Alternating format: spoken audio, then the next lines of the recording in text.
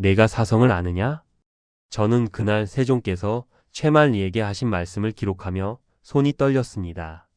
세종께서는 훈민정음 창제를 반대하는 상소를 올린 최만리에게 운서를 아느냐, 사성 칠음에 자모가 몇이나 있느냐고 물으셨습니다. 평소의 자애로운 모습은 온데간데 없었습니다. 1444년 2월 20일 최만리는 집현전 학사 6명과 함께 상소를 올렸습니다.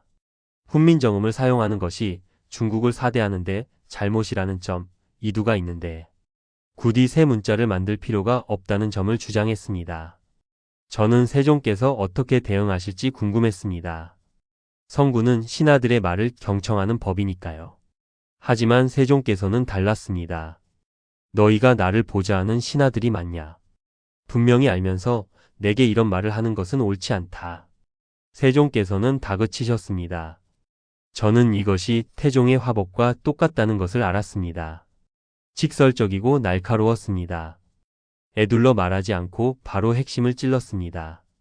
세종께서는 김문희 앞뒤로 말을 바꾼 것을 지적하며 비판하셨고 정창손을 콕 집어 질책하셨습니다. 전에 정창손에게 업문으로 삼강행실도를 번역하면 충신효자 연려가 나올 것이라 말씀하셨는데 정창손이 반기를 들었던 겁니다. 삼강행실도를 반포한 후 과연 충신효자 연려가 나왔습니까? 사람의 자질은 타고나는 것입니다. 정창손의 말이었습니다. 저는 이 대목을 기록하며 생각했습니다. 정창손이 왕의 정책을 정면으로 부정한 것이라고요. 세종께서는 평소 상냥한 성품이었지만 이때만큼은 극대노하셨습니다. 너는 심히 무용한 소규다. 세종께서 정창손에게 내리신 말씀입니다.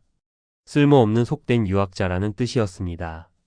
이것은 학자에게 할 수 있는 최악의 모욕이었습니다. 세종께서는 최만리 등 7명을 의금부에 가두었다가 다음날 석방하셨습니다. 하지만 정창손만은 파직시키셨습니다. 김문은 더 심한 옥고를 치러야 했습니다. 저는 이 사건을 보며 세종께서 태종을 많이 닮으셨다는 것을 알았습니다. 자신의 뜻을 관철시키기 위해서는 강경하게 나가셨습니다. 신하들의 반대도 소용없었습니다. 하지만 이것이 전부가 아니었습니다. 1448년 7월 세종께서는 또 한 번 신하들과 충돌하셨습니다. 창덕궁 안에 불당을 세우겠다는 명을 내리신 겁니다. 신하들은 반대했습니다. 유교 국가에서 왕이 불당을 세운다니 말이 되지 않았습니다. 도승지 이사철이 말씀을 올렸습니다. 아니 되옵니다. 세종께서는 이렇게 답하셨습니다. 무릇 일이 의심나는 것은 여러 사람에게 의논하는 게 맞다. 그러나 분명한 일은 임금이 독단으로 한다. 너희는 내가 권신의 반대에 부딪혀 스스로 결단을 내리지 못하는 사람으로 아는가. 평소 신하들과 토론하며 합리적으로 결정하던 세종의 모습이 아니었습니다. 저는 이 기록을 보며 놀랐습니다. 성군도 고집을 부리는구나 하고요. 세종께서는 같은 말을 반복하는 이사철과 신석조를 만나주지도 않으셨습니다. 친형제와도 같은 늙은 대신도 나를 친히 보지 못한다. 너희가 무슨 물건이기에 반드시 날 보려고 하는가. 물건이라는 표현이었습니다. 신하를 물건 취급하신 겁니다. 이것은 명백한 무례였습니다. 하지만 세종께서는 개의치 않으셨습니다. 저는 세종께서 며느리들을 대하는 방식도 기록했습니다.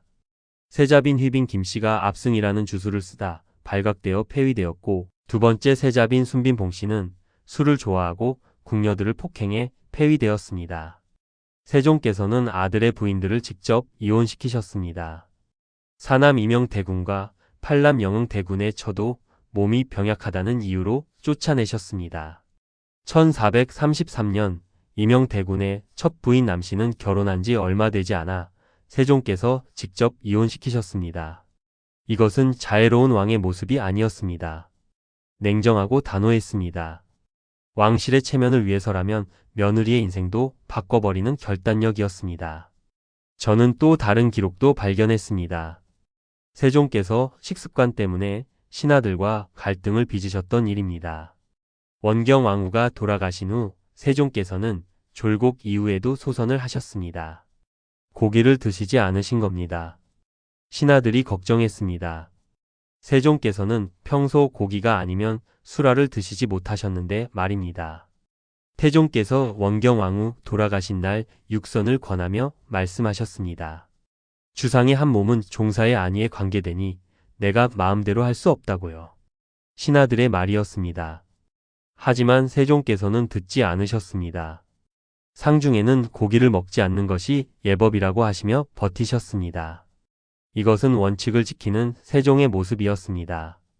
신하들의 걱정도 건강도 뒷전이었습니다. 태종께서도 이런 고집이 있으셨습니다. 자신이 옳다고 생각하면 끝까지 밀어붙이는 성격이었죠. 저는 세종께서 가뭄 때도 고기를 드셨다는 기록을 봤습니다. 임금이 초가집에서 살고 고기를 금함으로써 하늘에 속죄하는 가뭄 시기에도 세종께서는 고기를 거르지 않으셨습니다. 이것은 이중적인 모습이었습니다. 상중에는 예법을 지킨다며 고기를 안 드시다가 가뭄 때는 백성을 위해 금식해야 하는데도 고기를 드셨으니까요. 저는 이 기록들을 보며 생각했습니다. 세종께서도 인간이라고요. 때로는 고집스럽고 때로는 이중적이고 때로는 냉정했다고요. 세종께서 불교에 집착하신 것도 마찬가지였습니다. 세종 17년부터 24년까지 흥천사의 사리각과 석탑, 중수, 안거회와 경찬의 설행을 두고 유신들의 강력한 반대에도 불구하고 강행하셨습니다. 세종 28년 왕비 소원왕후가 죽자 세종께서는 유신의 반대에도 불구하고 불경의 금서와 정경법회를 강행하셨습니다. 세종 30년에는 모든 신하의 반대를 물리치고 내불당을 세우셨습니다. 유교 국가의 왕이 불교에 이렇게 집착하는 것은 문제가 될 수 있었습니다. 하지만 세종께서는 신하들의 반대를 무시하셨습니다. 자신의 신앙만큼은 양보하지 않으셨던 겁니다. 저는 이런 세종의 모습에서 태종의 그림자를 봤습니다.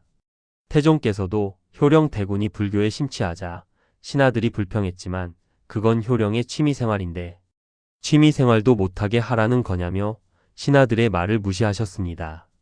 아버지와 아들 두 사람 모두 자신이 원하는 것은 끝까지 관철시키는 성격이었습니다. 신하들의 반대도 여론도 상관없었습니다. 왕권으로 밀어붙였습니다.